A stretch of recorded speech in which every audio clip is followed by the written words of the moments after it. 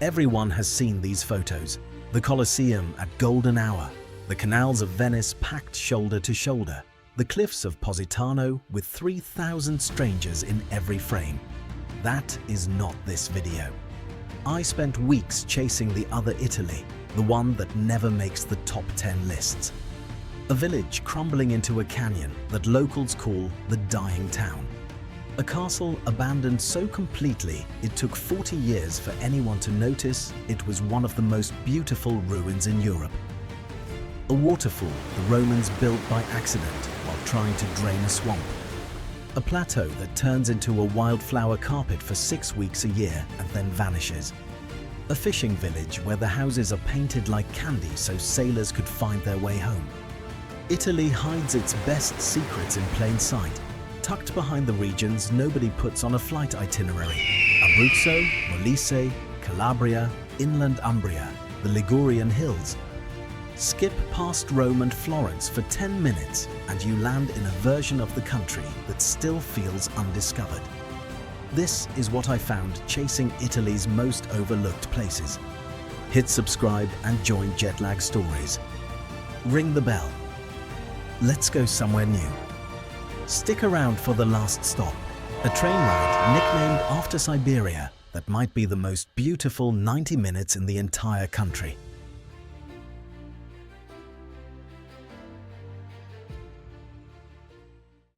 Civita di Bagnoregio. I stood on a footbridge in central Italy and looked across at a town that geologists say will eventually cease to exist. Civita di Bagnoregio sits on a crumbling pillar of volcanic tuff connected to the rest of the world by a single 300-meter pedestrian bridge. There is no road in, no cars, just this narrow walkway suspended over a canyon of eroded badlands. The town was founded by the Etruscans over 2,500 years ago, when the plateau was many times its current size. Centuries of landslides and a devastating 1695 earthquake have been eating away at the edges ever since, and today fewer than a dozen people call it home year-round.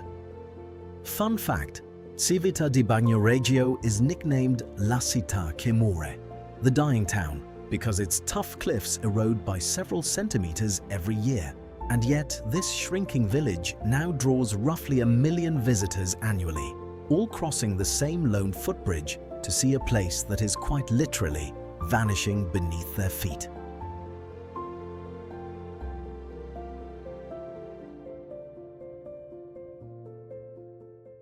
Rocca Calascio.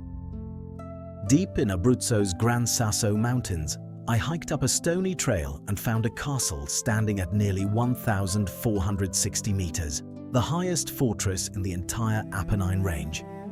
Rocca Calascio began as a single watchtower around the year 1000 and grew into a full stone stronghold under Norman rule, later passing through the hands of the Medici family. It was never taken in battle. What finally emptied it was an earthquake in 1703 that damaged the fortress so badly its residents relocated to the village below, and the surrounding hamlet stood completely abandoned by the mid-20th century.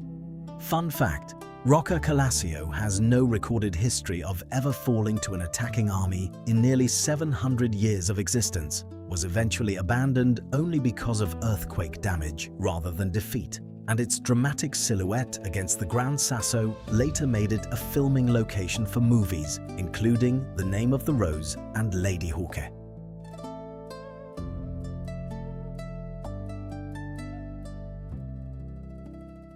Castelluccio di Norcia. I arrived in the Sibillini Mountains in early summer, and the entire valley below me had turned into a mosaic of color. Castelluccio di Norcia sits at 1,452 meters, a tiny hilltop village overlooking the Piano Grande, a vast high-altitude plain where farmers have grown a prized local lentil for centuries. Because pesticides are never used on these fields, wild poppies, cornflowers, violets, and dozens of other species bloom alongside the lentil crop between late May and mid-July, shifting color week to week as different flowers take their turn. The 2016 Central Italy earthquake devastated the village itself, and much of it is still being rebuilt. But the flowering plain below has kept drawing people back every summer regardless. Fun fact, the timing of Castelluccio's flowering season cannot be predicted in advance. It depends entirely on that year's snowmelt and rainfall, so locals monitor a live plateau webcam every spring just to catch the exact week the valley turns into a wall of color.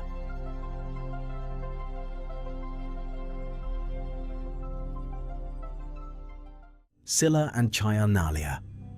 At the very tip of Calabria, where the Tyrrhenian Sea narrows into the Strait of Messina, I found a neighborhood built so close to the water that fishing boats sit moored almost beneath people's windows. Chianalia, the old quarter of the town of Scilla, has no real streets, just narrow stone alleys and staircases winding between houses stacked directly on the rocks, which is why locals call it the Venice of the South. Ancient tradition holds that this rocky point is the exact setting for the sea monster Scylla in Homer's Odyssey, paired across the strait with the whirlpool Charybdis. Above it all sits the 16th century Ruffo Castle, and below, fishermen still catch swordfish using a centuries-old harpoon technique from tall-masted boats.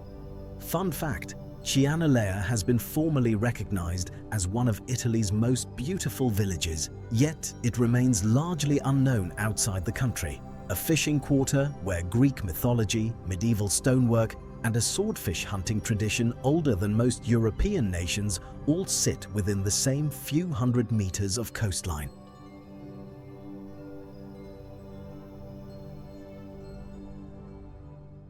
Cascata delle Marmore.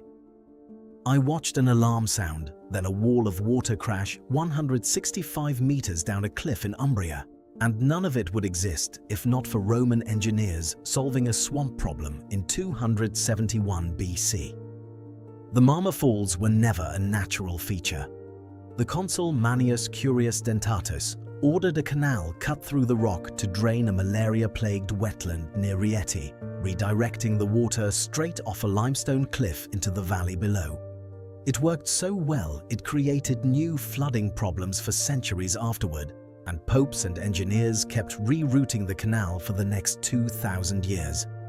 Today, the flow is diverted to a hydroelectric plant most of the day and only released on a published schedule, so the falls essentially switch on and off. Fun fact, at 165 meters, the Cascata delle Marmore is the tallest human-made waterfall on the planet. An engineering project designed to cure malaria in 271 BC that accidentally became one of Europe's most spectacular sights, and it still runs on a literal on-off switch controlled by a power company.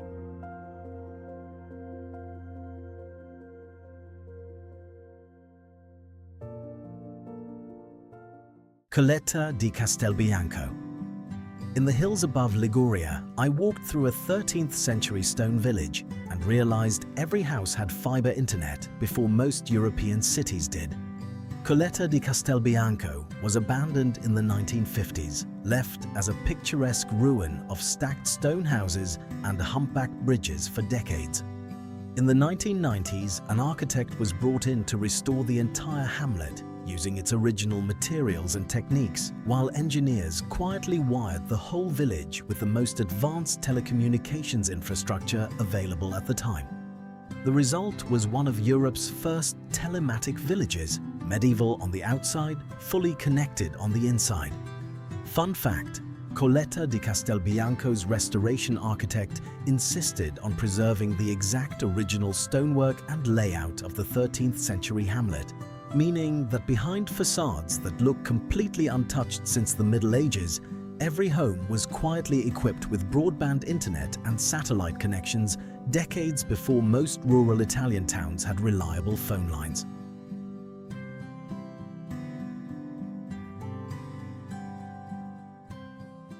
Marina Coricella, Procida. A 30-minute ferry from Naples, past the crowds heading for Capri and Ischia, I found an island so colorful it looks unreal in photographs. Prosida's oldest fishing quarter, Marina Coricella, is a 17th century harbour where every house is painted a different pastel shade, stacked in tiers up the hillside with no roads reaching the water, only staircases. Local tradition says the tradition of painting each house differently began so fishermen could recognize their own home from far out at sea. Unlike its famous neighbors, Procida has stayed small and largely residential, with narrow lanes too tight for tour buses and a working harbor where locals still mend nets by hand each morning. Fun fact, despite being just a short ferry ride from Naples, Procida remained so overlooked for so long that it wasn't officially recognized as Italy's capital of culture until 2022.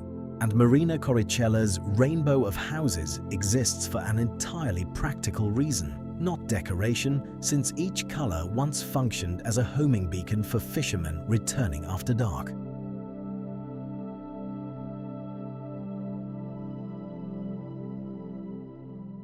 The Transiberiana d'Italia. On my last day, I boarded a train from Sulmona, pulled by a diesel engine attached to wooden carriages built in the 1920s. The line climbs from Abruzzo's valley floor up to 1,268 meters at Rivesondoli Pesco Costanzo, the third highest railway station in the entire Italian network, crossing 58 tunnels and dozens of viaducts through the Majella and Abruzzo national parks before descending into Molise. Opened in 1897, the line fell out of commercial use by the 2010s and was nearly forgotten until a historic rail foundation relaunched it purely for tourism. A journalist gave it its nickname in the 1980s, comparing its snow-blanketed high plains to the Siberian steppe, and the name stuck. Fun fact, the Transiberiana d'Italia's vintage wooden carriages have no heating system beyond the original 1920s design, no air conditioning, and no modern shock absorbers. Riders bundle up in blankets and coats for a route that climbs to nearly 1,300 meters through snowfields, tunnels, and mountain villages that most of Italy has never heard of.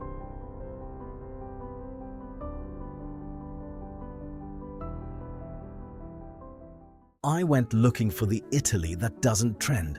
What I found instead was a country still quietly holding on to its own secrets, a dying town nobody wants to let go of, a fortress no army ever managed to take, a plateau that repaints itself every summer, a village wired for the internet age behind medieval stone walls that never changed.